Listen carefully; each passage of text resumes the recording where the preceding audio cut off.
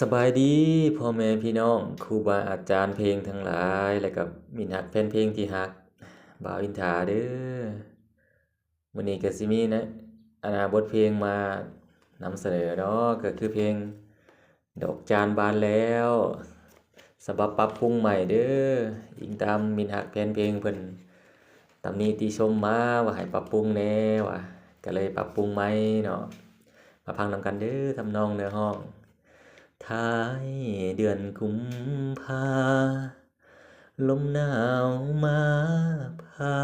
ใจไว้วันทงนาแคมป่าดอกจาน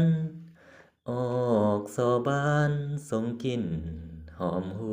วนคิดฮอดเดลา คำสัญญาอ้ายคิดคำควรจากไปหลายปีบ่หวนแก้มนวลสิเป็นจังใดย้อนความห่างไกลบ่มั่นใจในคำสาบานสัญญาใต้ต้นดอกจานว่าดอกบานเมื่อใดจะมาถ้าหลายปีแล้วบ่เห็นแววเจ้าเลยแก้วตาเห็นแต่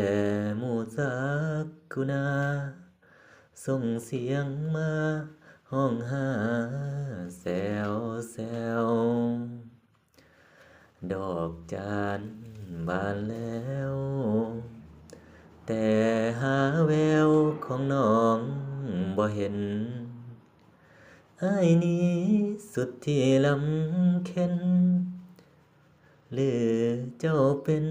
ดอกไม้ลืมคอนหลงไฟแสงสีหรือคนดีหลงแสงนีออนฝากเสียงเพลงนี้อ่อนวอนอย่าลืมตอนสัญญาสองเฮาดอกจานเริ่มเศร้าพ่อแม่เจ้าขาดคนดูแล